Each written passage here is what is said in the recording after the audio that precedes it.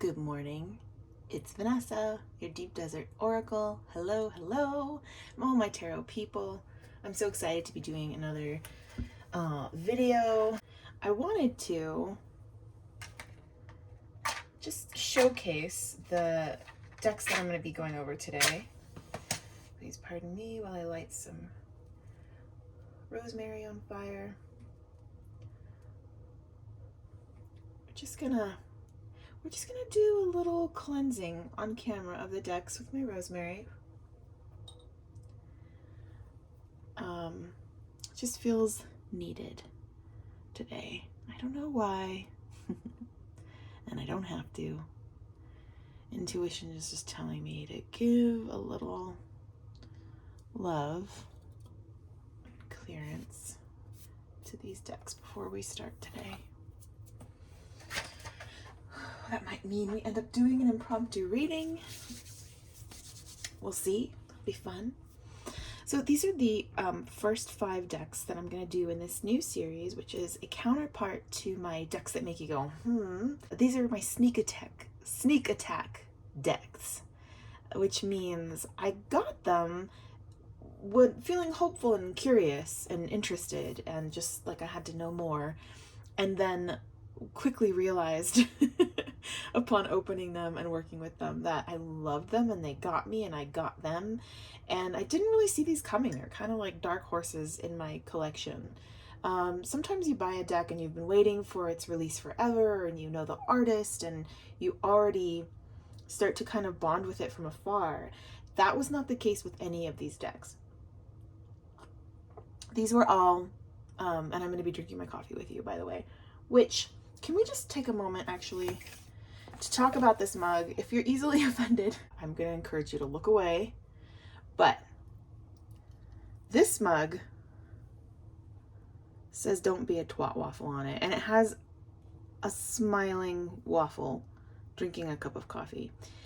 And it was a gift.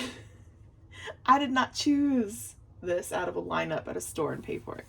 It was given to me from a coworker years ago, and it was one of those gifts that, it was a gift that makes you go, what are you trying to tell me? Are you saying I'm a twat waffle? Because maybe. All right, anyway, back to the matter at hand. So these decks I got because I was curious. They popped up. None of these were gifted to me, so I did purchase all of these at some point, not all at the same time. Although if I did, I would not be ashamed and I would admit it to you. So, yeah, let's start. Let's start with the first one. This I got, let's start, you know what, let's go chronologically, shall we? We're gonna go like this. And you know what I've realized watching my videos and editing my videos is that I do a lot of hissing like a little snake. I'm gonna do my best not to in this one, because pieces. So this Oracle of the Dragonfae, Lucy Cavendish writes the guidebook, and I have to say it's the guidebook that really got me. It's the guidebook that got me. The cards did not get me at hello. They are not, I mean, while this is beautiful artwork, it's not necessarily my aesthetic or my style of artwork. It's not something I would, again, pick out a lineup for myself. The cardstock is, let's see, this is Blue Angel, yeah. So this is a Blue Angel deck. You know, the cardstock is highly glossy and laminate. It's like a mirror. But I like it anyway, and I don't care. I'm not holding it against that. They're also pretty big, be a little unruly, but because of their slipperiness, they are overhand shuffleable, which is great. And sometimes I will do a little side ripple with these too, like I do with most of my bigger decks. Yeah, so let's talk about the artwork. Each card has a different artist, and I love that they give credit to the artist in the book. I feel like the styles of art are not so disparate that I can't buy into the world. There's, you know, there's a coherence in the deck. It hangs together beautifully, actually. So this is one example of different artists working on a same theme where the variation actually enriches the experience of using the deck. And I'm just so grateful that I took a chance on these, because I mean, I saw stuff like this and I thought, oh, that's not me. Oh my god, you know, like, we have these ideas about our aesthetic and we know what our tastes are. And again, that question of, well, this is a magical tool. Do I need it to reflect my tastes? No. It can teach me, you know, it teaches me its world, and it changes me when I use it. So I'm gonna respect it. I mean, things like this, it's hard to not think it's cheesy, right? Like, and on one level, on the most superficial level of me, I think this card is cheesy, but I can set that aside and I can learn from it anyway. And I'm so glad that I have, because getting out of my way has helped me enjoy the gifts of this deck, which are many, many, many. It has been uncanny. It has referred to things that I was thinking about that were so specific and so random that I got the chills. Truly, truly, truly. And the messages that Lucy writes feel channeled from another place. They just do. And they vary enough in tone and theme in her writing that it doesn't feel like she's just kind of doing some, you know, fictional writing. So good. So these are pretty like long write-ups, but they're broken up into sections so that if you don't want to go the whole 9 with the card, you don't have to. So let's pull one. Can we pull one together? Okay. Here today with the viewers of this video. Asking for a message or guidance for my highest good, the highest good of everyone listening to this video, and in some way, great or small, the highest good of the whole world. Grandmother magics. Beautiful. I comfort you. I already love the word grandmother and magics combined. And this is card number 6. The card number is really small at the top. So, yeah, look, it's a mirror. You can see me in the reflection of this card. Hello. Okay, so let's take a look together. Grandmother magics, I comfort you is the message on the card as well. And I really do love when oracle cards have a little bit more than just the title of the card. And like, give me a little something, not too much. And this is just my speed. It's perfect. So grandmother magics, I comfort you. So the first portion is always going to be a message directly from the character featured on the card. So grandmother magics speaks. At this time of life change, you are drawing to you other beings and people, including divinities, who bring you solace, comfort, and their unconditional love. You are surrounded by this comfort, even the beings of this earth known as pets, but who are truly your guardians and beloved companions. These pets are those who comfort you with their love and warmth and their desire for your well-being, your company and your happiness, come what may.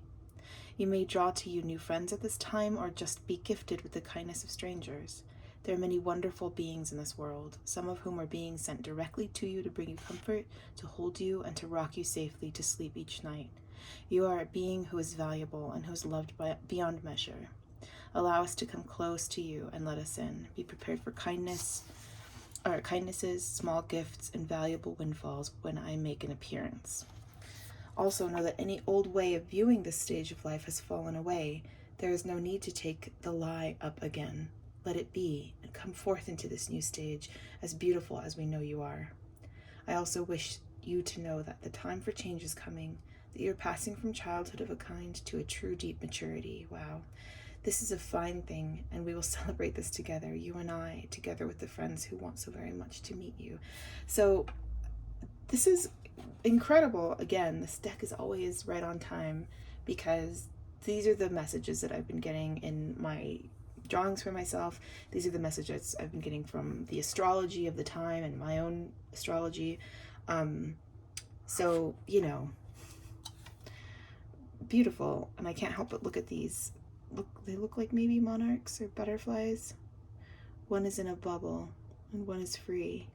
So there are things like this too in the artwork that can lead you down your own intuitive path, if you don't want to look at the guidebook.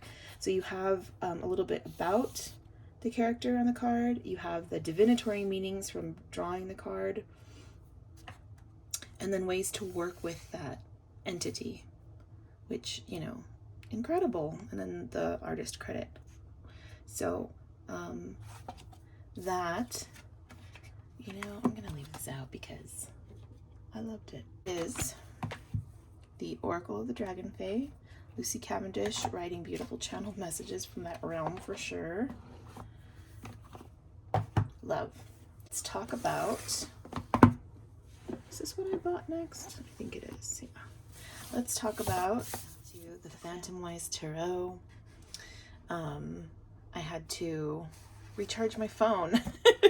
So the light might look a little different and things might look a little different, but we're back. So I was talking before about the fact that I have not read The Night Circus by Erin Morgenstern, who is the creator of this Phantomwise Tarot deck. But it's not a hindrance in any way.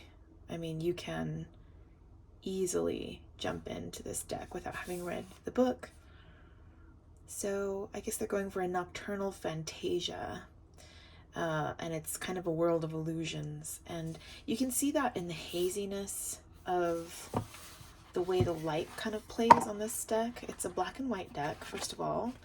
And I love black and white decks. I am a big fan. I have a good number of them, and they make me really happy. And this one makes me really happy because it's got so many gradations of black and white. You know, it's not just hard contrast over and over again. You've got a lot of grays, and you've got a lot of glowiness and a lot of murkiness and sludginess where you need it, and then shining light where you need it. So I feel like it really expresses itself through the full spectrum of black and white. Black and white is deceptive. It's not as simple as it seems, and this deck really plays with that. This is the box that it comes in, clamshell box, kind of like a paper reinforcement here to keep the deck safe. I would give it like a 7.5 out of 10 on quality and packaging. It's a good box. It's sturdy. It's larger, you know. I'm into it. I'm into it. And I like this, the foil on the box is really lovely. So let's take a look. Here are the card backs. Solid, reversible. There's no gilding or anything on the edges, which actually I'm really glad about. There is a texture on these cards, so you can kind of see the grainy texture on it. You can feel it, which I really like because it gives them a great grip. These are good shufflers. Riffle shuffle is possible. They're a little on the large side for my hands to do the classic riffle shuffle, but can't do the arch. But I can, and they do keep a bend a little bit, so my deck is a little slightly bowed, which is fine. I do like to do a side riffle with these. That works. That's got a good snap to it. Let's do that one more time because, you know, we can. Okay. So, oh, we got a reversed tower. How about that? Let's take a quick look at these. Just show some cards. The lightning bolt striking the clock face on the tower, but the tower remaining intact is a very interesting choice that was made. Two of Swords.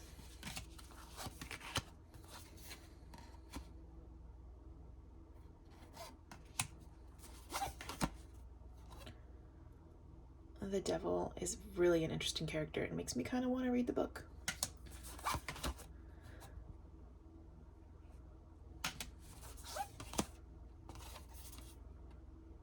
so you can hear these.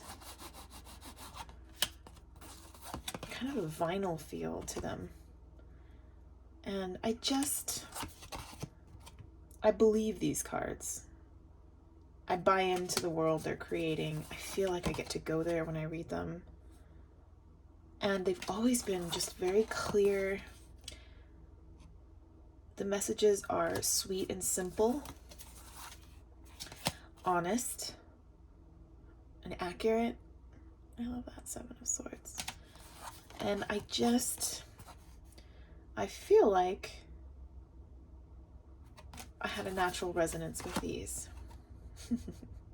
This is so cute. This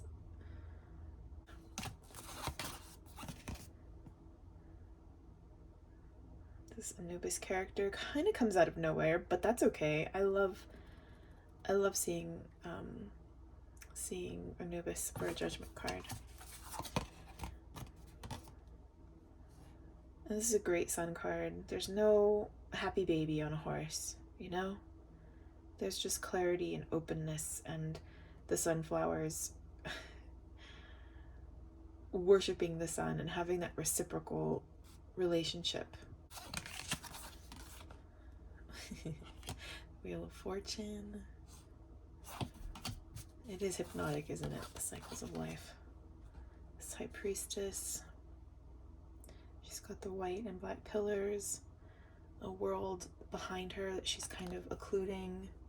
You have to kind of pass through her to get to the beyond. Her foot near the moon. So, you know, we have our classics, our classic tropes in a lot of these cards. But I think they did a great job of staying true to the world that's built and staying true to the Rider-Waite system, right? Rider-Waite-Smith. So, okay, I think that's plenty of time with these.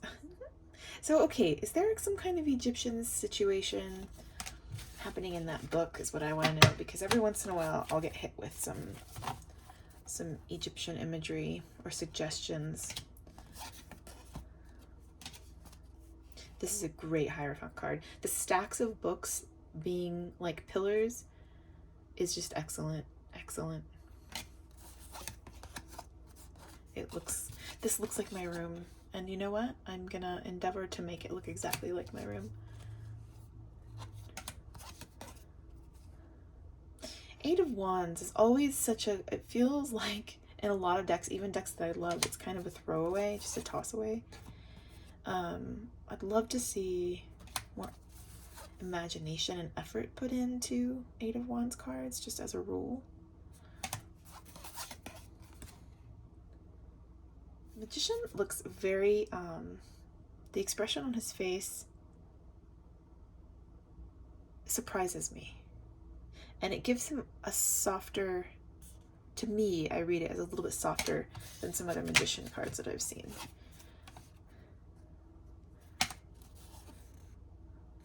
Oh, cute.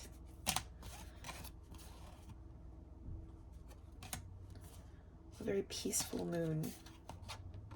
Right. So, all right. I think you get the gist. I think I can move on. This is so cute, this Ten of Cups. But it also makes me ask a lot of questions, this Ten of Cups. Like, this does not look sturdy to me, right? It looks like perilous almost and about to topple over. Sorry about these reversals. I decided it would be a good time to shuffle before going through the deck. Not my best idea that I've ever had. This one's great. I love the Seven of Cups. All right. I clearly just want to stare at them and think about them. I like that the Four of Wands doesn't have any figures on the top of this cake. You get to kind of supply the figures as it suits you as the reader or the querent, and that's pretty great. All of the cup suits have bunnies pictured in them, which I think is really precious. And it kind of works for me intuitively. It gives the cups suit a little different spin that I'm not used to, which I welcome. This death card is fabulous. Fabulous. Fabulous. Okay. We get it, right? Yeah, we do. I'm sure you've seen this deck a few times. It's been around for a minute. But it's just a deck that was a sneak attack for me, absolutely. I got it because I was curious, frankly, and it wasn't too crazy pricey. It's a mass market. I'm trying to look for it. Looks like Clarkson Potter Publishers did it, but it is a mass market. You can find it for, I think I got mine for under, I know it was under $30. And I just had to know. I saw it in a local bookstore actually, and I got to actually hold it in my hands, and it just was like singing out to be read and to be held and understood. So I'm really glad that I got it. It's great to read with these for a certain kind of client. Clients who don't really get down with the witchcraft so much. Okay. This sneak attack, wow. Now, I know MJ Cullinane is a beloved figure and creator of decks. I have had her Crow Tarot. I did not ever get the Urban Crow. I also have her 4 Hexa deck. If you know, you say 4 Hexa, I say 4 Hexa. Let's call the whole thing off. But I have never quite like broken through to her collage style. The digital collage style can kind of take me out and fall a little flat for me. This Guardian of the Night Tarot, I thought, let's give it a try. I liked some of the images that I saw online. Hay House was having a sale. So when Hay House has a sale, who knows what I'll do. And so I did it. I went for it. And I thought, you know, it can't hurt to try. Let's give it a try.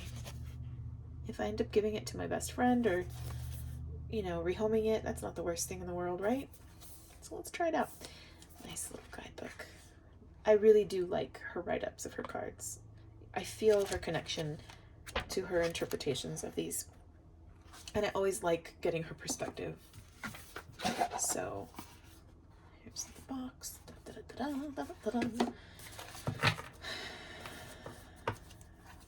So I got this and I thought, oh my god, I found my MJ Cullinane deck. I wasn't expecting it to happen, but it did. Oh, you guys, if you show me a raccoon anywhere, my heart will melt. And if you show me a raccoon as a 3 of Cups, my heart will just disintegrate. That's it. I'm done. I'm done. You got me. And like the way the light glows in this 3 of Cups is so excellent. And I don't feel the same like digital presence in this deck for some reason. It feels more alive to me than the Crow deck. And that's just how I feel. Oh, let me show you the card backs. That was the first thing that I saw when I opened the box, and I was like, oh, hello. I quite like you. This Lover's card is just so balanced and good.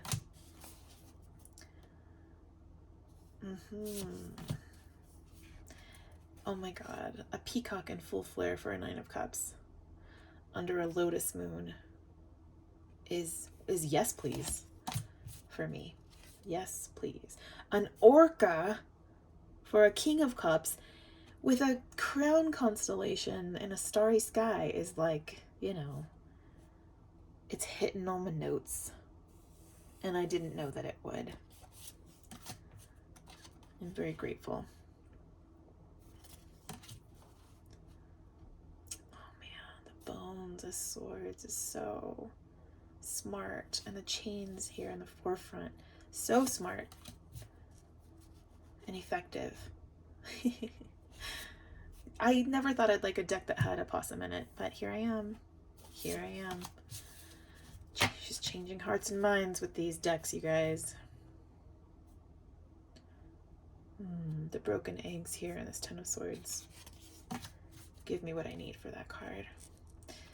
Oh my gosh, a porcupine for a Nine of Wands is genius. It's genius. And seeing this like fox behind this gate of porcupine spines, genius. Hells yeah. Black Jaguar? Yeah, that's good. It's good and you know it. Don't even pretend it's not. The snake shedding its skin and this Judgment card. And this really dynamic, bursting alive kind of new world. Genius. I just think these cards are genius. I feel them. I get them. Did I need another animal deck? No. Do I love that the theme is nocturnal animals or like nighttime crew? Yes. Made it special enough for me to take the chance, and I'm so glad that I did. I like to use these for myself right now. I haven't really used them for clients yet. I think they're great for my just daily card draws, honestly. And I also like to pull them in pairs just to see what kind of relationship the two cards have and get a message from that for the day or for the week or for a situation. Oh, look at this. Look at this. Look at this. I find it to be exquisite. I really do. And it's beautiful, but approachable. It doesn't feel far away. It feels like it's right here with me in the trenches. And it kind of reinterprets my day-to-day world in a beautiful and true way. This Queen of Pentacles card, I want a poster. I love a cow, you guys. Love, love, love, love, love, love, love a cow. And this one especially, just all the nurturance, all of the sweet gravity and natural giving. You know, it's really, the Queen of Pentacles is so beautifully expressed through this picture. Okay. Oh man. How do you guys feel about spiders and cards and challenging insects? I feel good about spiders. This is my first year of feeling good about spiders. I feel like I've come to a whole new understanding and relationship of the power of the spider. But look at this sun card. Really? Look at that pawpaw. Yes. Okay. Oh, wow. Okay, I will stop doing the full walkthrough, even though it's hard to do. I don't have a lot of self-restraint when it comes to looking through the whole deck. I will just sit here and look through the whole deck. Hello. Hello, Raccoon Magician.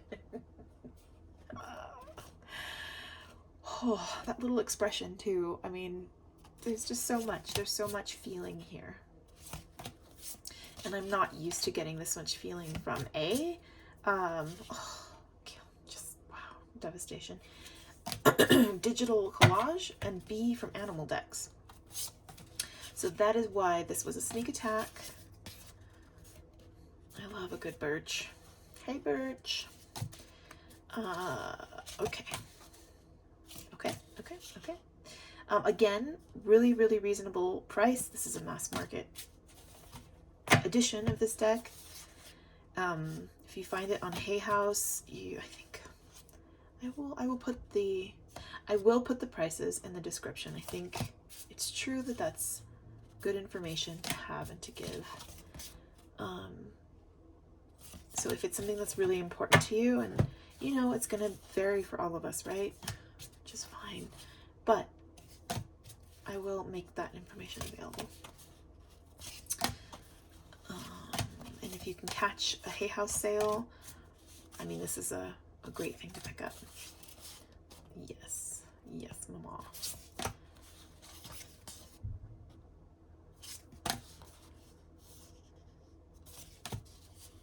You know, I'm not going to stress myself out to hurry up. There are chapters. You can skip ahead if you want to. This card stumps me a little bit for the Hierophant. There's a story being told here, but is it the Hierophant's story? In my understanding of the Hierophant, not really, but I'd say it's the only card. Amazing. This, oh man, this card is deep. You can really, there's just so much, there's layers and levels of meaning in all of these cards. You see the red eyes of the mice under these thorny brambles. Yeah, I'd say the Hierophant was the only card that really was a head scratcher for me. Everything else, even if it breaks with tradition, you can get there, you know.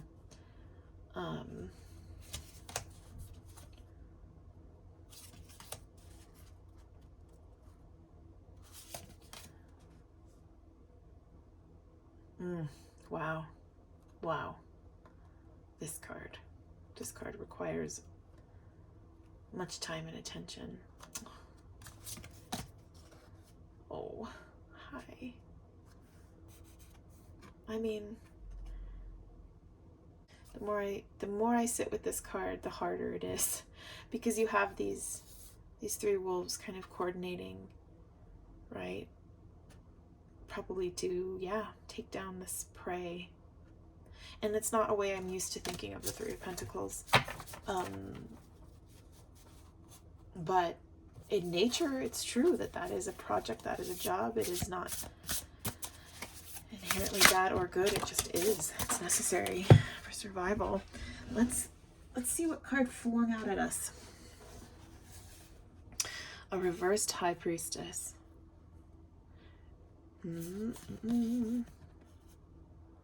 Let's read what she's got to tell us about her High Priestess. Okay. Can you imagine being a bat, hanging there in the night air, taking it all in without feeling a need to impulsively act on every breeze that brushes by your head, using all your senses to their fullest, your long, slick wings wrapping around your body as if to make a peaceful cocoon that camouflages you in the trees? There was no other creature I could think of that represents the energy of the High Priestess more than the bat, as it is, after all, considered the guardian of the night. The High Priestess travels through the darkness across the veil in silence as she uses her intuition to hone in on the information that will best support you at this time. In return, you must meet her energy using the same frequency for there to be a connection and for her wisdom to be received. This is not a time for impulsive action or telling the world your plans. You'll benefit at this time by staying quiet, tuning into your surroundings, and connecting with your intuition. Although it is in our isolation, in that space where we find quiet, the answers we seek become known. The bat energy is also one of community and serves as a reminder that although there may be times that require solitude or secrecy, we all benefit from being part of something greater than ourselves. And then she gives a couple just words, associations with the actual animal. So for bat, she has magical, intuitive, quiet, esoteric, success, and prosperity. So getting this card and dropping it on the ground, picking it up in the reverse, what comes, like, especially after reading that with all of you, what comes up for me is maybe the ways that we can learn and tap into the truth and our higher truths by connecting with others rather than looking in the silence. And that there's a time for looking inward and being more meditative and more still and more receptive, but that you can remain receptive and active too. You can keep your receptivity even in your more active moments. And in fact, that's what we're doing right now. I'm being active. I'm reaching out across the who knows what to connect to strangers and and find some truth there, right? Oh, look at this star. Sending star spray almost. Okay, that was fun and beautiful.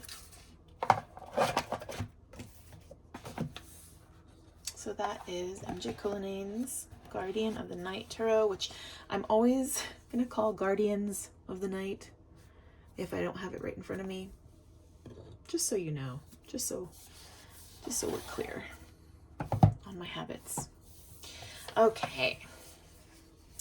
Next up, we have the 4th edition of the Rainbow Heart Tarot from Rachel Rosencoder. Here's our box. We don't have a cutout in the box, which I know, but what I will say is that it doesn't take too much of a fight. Gravity kind of does the trick with this one to open it up, so at least there's that. Alright, here's the box. A comprehensive guidebook, you guys. This is the guidebook. It's very slim, just stapled together, laminated pages. You do have a full color picture, a mini picture of the cup right next to it, and I really enjoy its brevity. I appreciate it. Yeah, no?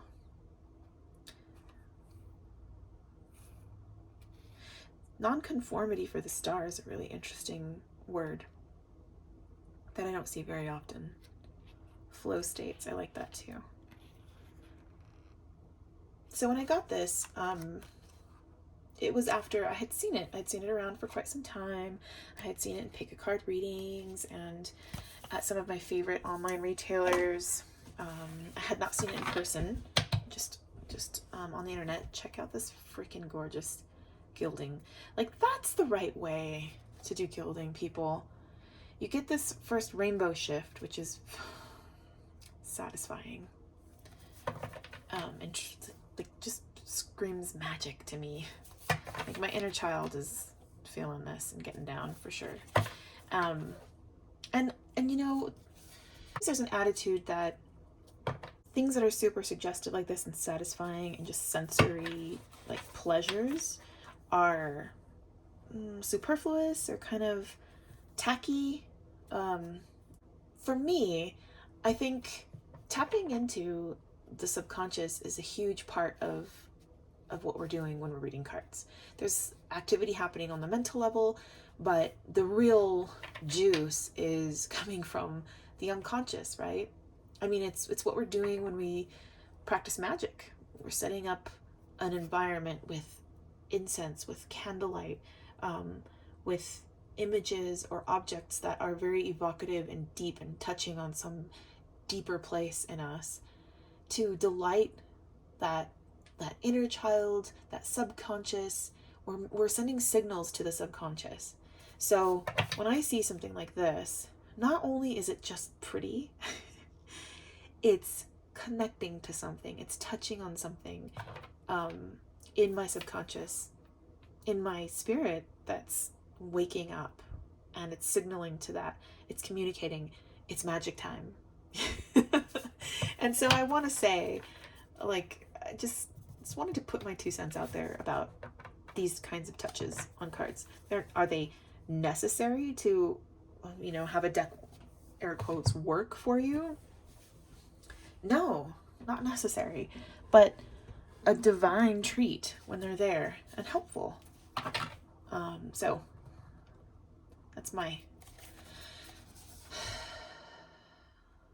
thesis on really well done artistic touches that send the deck over just a little bit. So Rainbow Heart, here are the backs. You've seen them.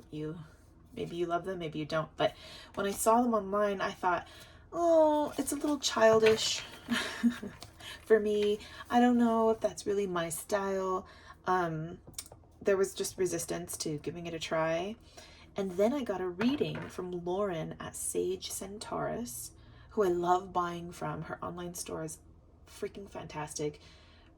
She has not paid me or even knows that I'm saying this in this video, so there's no kickback or promotion for saying it, but I just love her store. I love the way, the ease of navigating her website. I love how quickly the package comes. I love her packaging. It's thoughtful.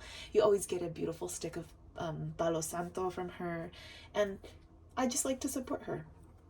So I got a reading from her, and she used this deck. She just did like a Celtic cross for me, and it was really on point, and I loved the cards way more than I thought I would. This super saturated, very kind of 70s aesthetic. There's elements of cartoonishness about it, yet it feels significant, you know? It doesn't feel light or cartoonish in the readings that I've done with them. And I've used these with clients. They read beautifully. They stick very closely to the Rider-Waite-Smith system, so they're not going to break your brain in any way. The backs are not reversible. You can tell when you've got a reversed card, but I don't care about that at all. It's totally fine with me. I love this King of Cups. I do think it's kind of funny that you get this squiggle of flesh color. That doesn't feel intentional to me, but the Nine of Wands is so delightful. I love these sunflowers bending to her, almost kind of like bending to her will and to acknowledge her. And the hair just pouring down. Like, hair is such a symbol of vitality, strength. A perfect Five of Swords, in my opinion. I need nothing more from my Five of Swords than that. A very dynamic, kind of hipsy Five of Wands, but I think there's a story told here. A very Technicolor Ten of Cups. Not my favorite Ten of Cups, but that's okay. Not every card has to be my favorite for me to love this deck. Oh.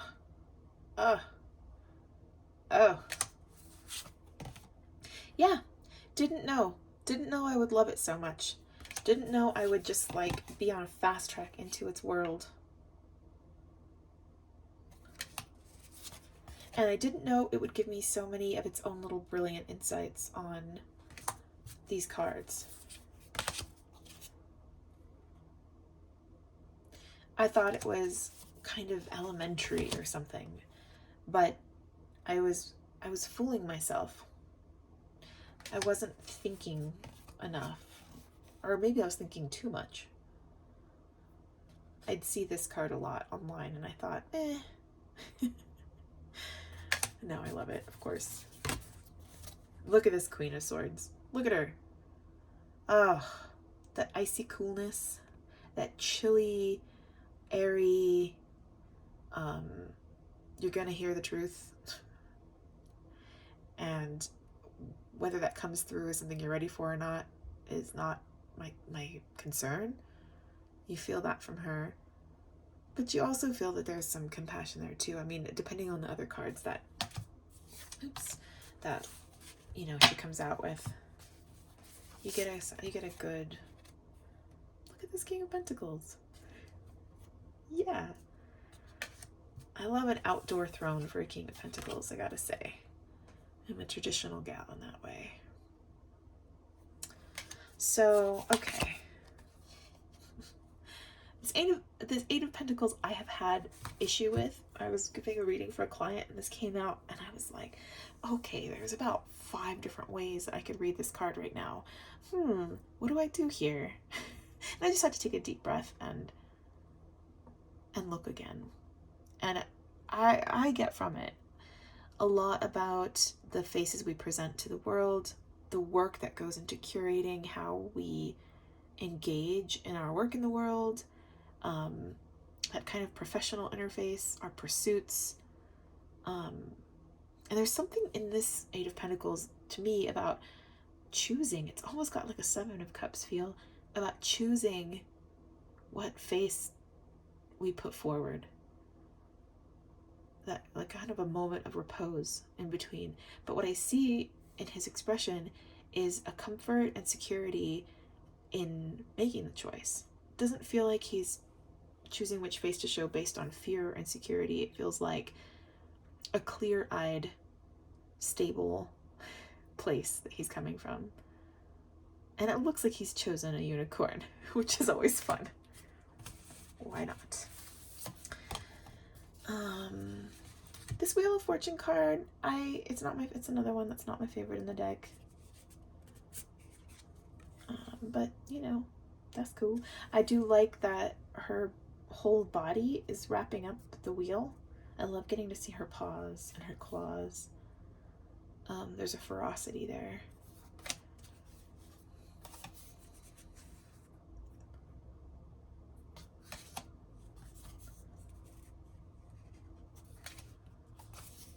This is the time to fast forward to the next chapter if you don't want to just go through this whole deck. If you've seen it or if you have it.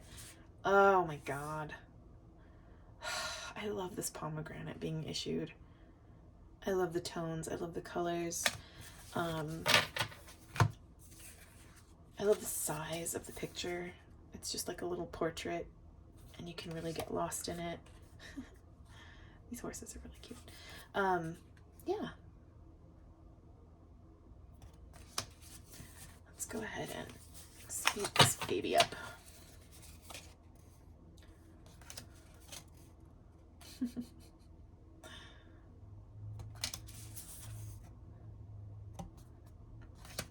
The lion really looks like he has bad breath, right? And in that strength card, you get more of a sense of the struggle of kind of taming that inner beast. I get more of that sense in this deck than I do from others.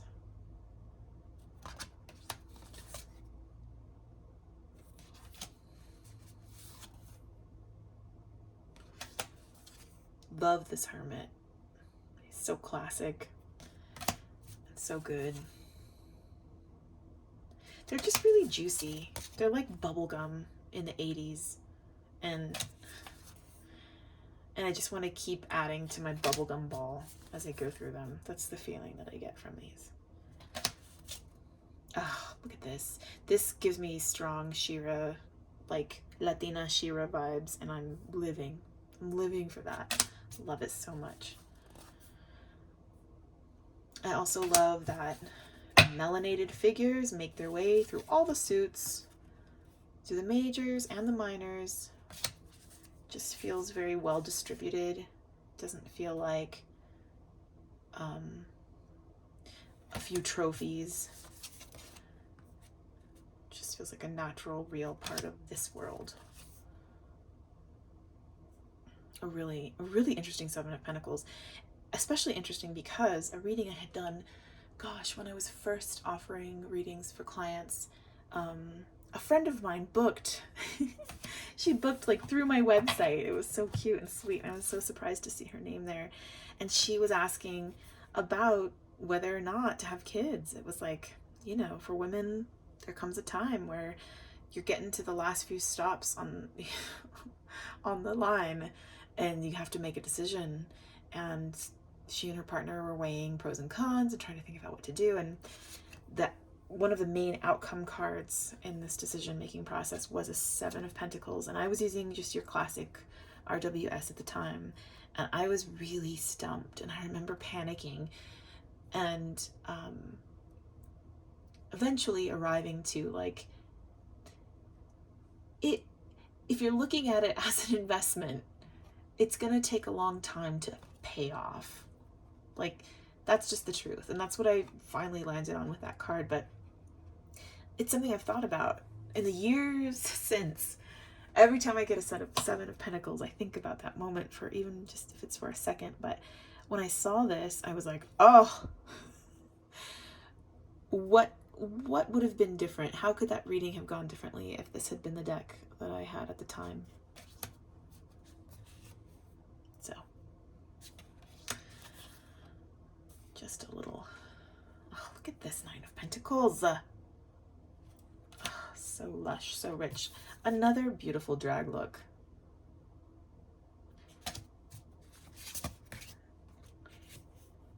think I just want to read tarot and dress up just every day for the rest of my life. And if I could just feed myself and pay rent doing that, I think it would be a happy life. This is a beautiful Five of Pentacles card. BT dubs. Beautiful. What's up with the waviness of this? It's almost like a clay form. It's almost like a melting golem. Anyway, okay.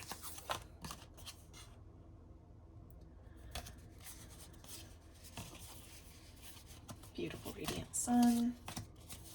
This high priestess. Yes, yes, yes, Mama. Yes, please. I'll take 10 all day. I love this Eight of Wands. Thank you for making a thoughtful, beautiful, compelling, quality Eight of Wands. Thank you, Rachel Rosencoder. The Fool. I love that there's some aspect. There's a little bit of a thothiness to this, like that opening and that falling through. I love that there's mountains and also this portal opening up to drop down. I love those levels, the height and then the dropping down. It's just well done. Surprisingly effective. This whole deck is surprisingly effective for me as a reader, and it reads beautifully for other people. Love it, love it. Oh,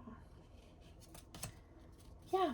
This color, the color palette on this is just, for me, it's to die for. And I'm so glad that we get a couple cards with this kind of lavender, purple, not monochromatic, but like very saturated in the lavenders and the purples and the pinks. Get a couple of those because it's just my favorite, and it gives me a feeling, a feeling of twilight, a feeling of coolness. So it makes a lot of sense to use that with swords, especially the Four of Swords, and I believe the Queen had that going on as well. But yeah, it's a dynamic deck. There's enough contrast to keep it interesting and keep it moving. Colors are used so expressively. The titles are just like perfect and clear and consistent. This is my power card for 2023. She's got the brows. I'm really rooting down and feeling this card. All right. Okay. I mean, you get whiffs of some of the best things about, like, say, a Morgan Greer, but just updated, you know? And it's retro without being cheesy. And that was my concern. I thought it was going to be cheesy, but it's not. It's beautiful and playful and retro and fun, but also very dignified and intelligent and clear. So I love it, and I'm just so glad I bought it. And I didn't stay stuck in my judgments. Okay. The next deck we're going to talk about, and the final one, this is my most recent addition to my collection. This is the Herbal Astrology Oracle.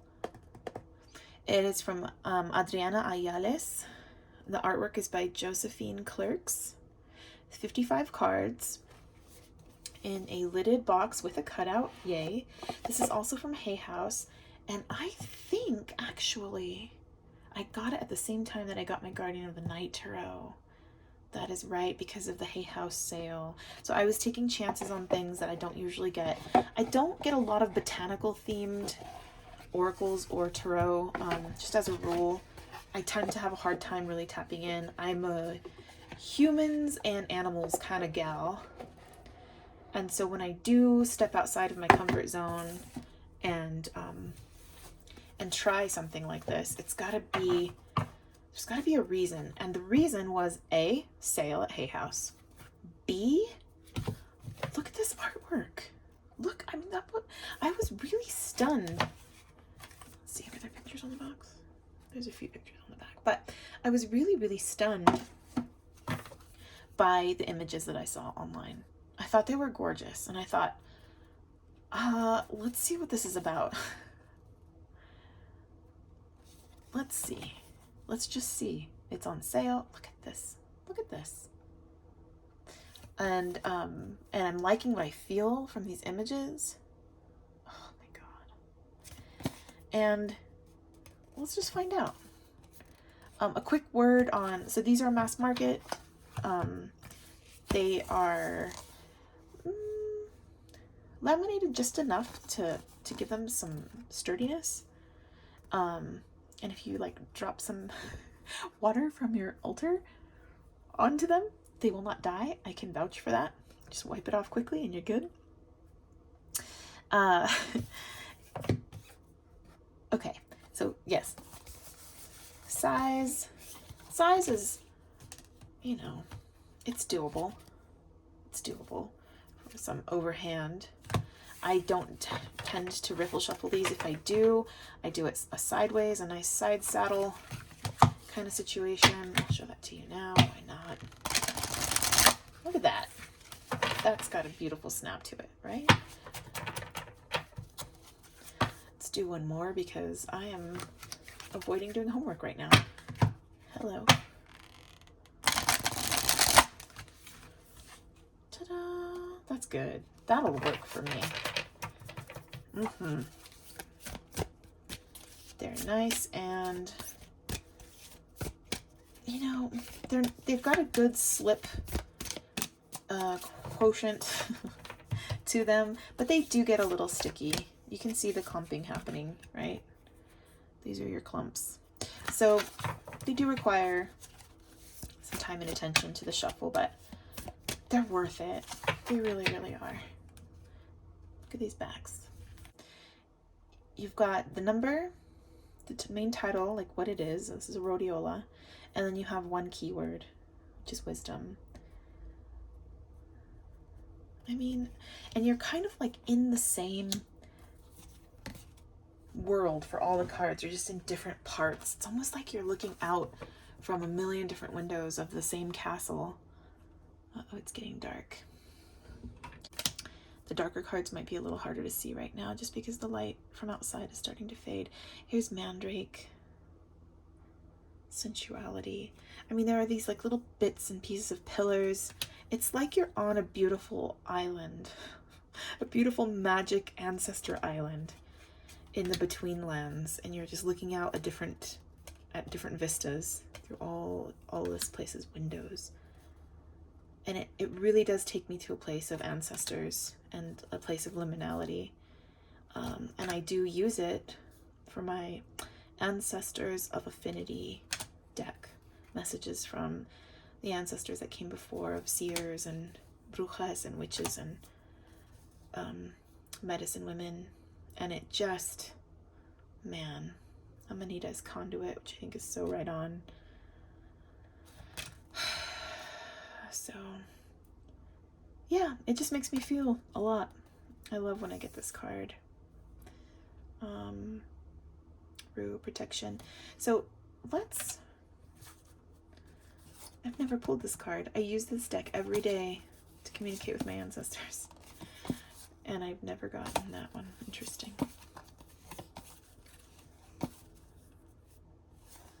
Poppy is Dream, Rose is Love. I love that they didn't use a classic rose. Bobin Sana is Trust. Ginseng is Magician. Yeah. Pau de Arco is Metamorphosis. Motherwort is Strength. Look at this card. Look at the lion. There's just so much. There's so much to latch on to. I see different things in these cards every time I look at them. And the real, beyond just being beautiful and evocative and emotional, the guidebook is astounding, truly astounding. So I've used these for myself. I've used these for a couple friends. I like to pull cards for friends. They've always been spot on. They always teach me something new. So let's talk about that. This guidebook is tremendous.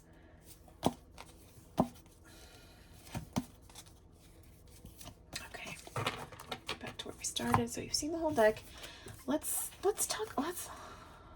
I've never read number 23. I've literally never gotten it before, so we're gonna do that together. Since she's kind of showing her face to me today. So you'll get the title, the keywords from the card, and then you'll also get the scientific name for, like, you know, the species of plant, and you'll get an upright and reversed quick keyword grouping. You'll hear about the astrological ruler. So I guess that's why it's called the Herbal Astrology Oracle. But what I will say is that there's not a whole lot about astrology on these, besides the astrological symbols at the top and letting you know the ruler of the plant here. It doesn't go too much into astrology. So if you're looking for something to learn, like a tool to learn about astrology, this won't be something that you go to for that. You learn a lot more about the plant. So let's see how this goes, if that holds true for this particular card. Upright, peaceful warrior, shield, truth keeper, shelter, sanctuary, safekeeping, and justice. Reversed, aggressiveness, harsh, impulsive, competitive, self-sabotage, overdoing it, and gossip. So just be prepared for some hard reversals with this deck. And maybe you don't want to acknowledge those, and I respect that, and I see you, and some days I don't either. The astrological ruler is going to be Mars and the moon. And we'll just go into now, the first bit is going to be just information about the history of the plant, what it's been used for in especially indigenous cultures around the world. And then you get the guidance piece after, which is usually a bit shorter. So let's learn about milk thistle together. Native to the Mediterranean, the Greek physician and botanist Dioscorides, you tell me, was the first to write down milk thistle's healing properties in the 1st century AD. That's incredible. Milk thistle was a remedy for diseases of melancholy, assisted in the production of breast milk, and acted as a powerful anti-inflammatory for the liver and gallbladder. Milk thistle's characteristic violet fuchsia flowers and white veined leaves are said to embody the Virgin Mary's milk. There are many magic rituals associated with this protective flower. Traditionally, flowers were thrown into the fire to deflect lightning, and garments were woven with thistle fibers to protect the wearer from any spells. Dolls, puppets, and magical tools were often stuffed with thistle to break negative, depressive spells, melancholy, and evil hexes. In Europe, witches would make large vats of thistle to call in the spirits. A bowl of thistle tea in a room is said to revitalize energy, bring strength, and renew the spirits. I'll take that. Thistle is often planted in entryways to ward off thieves or parasitic energy. Milk thistle embodies the spirit of the fierce badger. Okay, that explains that. I was excited to hear about that. Let's see here. Many Native American traditions associate badger medicine with powerful medicine women, as badgers are some of the greatest protectors of Earth's medicine. Badgers act quickly and efficiently in a crisis, and they do not panic. Embodying the primal warrior elements of Mars, badgers fearlessly find the means and courage to protect what's theirs, regardless of the consequences. Milk thistle also falls under the moon's rulership, as it's a galactagogue. That's a new word for me. Galactagogue. Cool. Meaning it assists in milk production, along with assisting the entire gastrointestinal system. Wow. See? Every time. I learn something every time. It's beautiful. Guidance. Milk thistle dispels the damaging and destructive thoughts that can induce an endless loop of self-sabotage. Abandon insecurity, gossip, and fear-based protection strategies that enable frustration or a false sense of growth. Do not waste your time trying to control what cannot be controlled. Like a peaceful warrior, set your boundaries firmly and fearlessly. Like badger, milk thistle shakes up systems that hinder innovation and halts patterns and behaviors that stunt growth. Know what you are not changing. Know that. Let me try this again. Know that what you are not changing, you are choosing. Okay, so if you're not changing it, you're choosing it. That's a great message for me for right now, honestly. I don't know if you're feeling that too, but Galactagogues Unite. I'm going to change my channel to to Galactagog.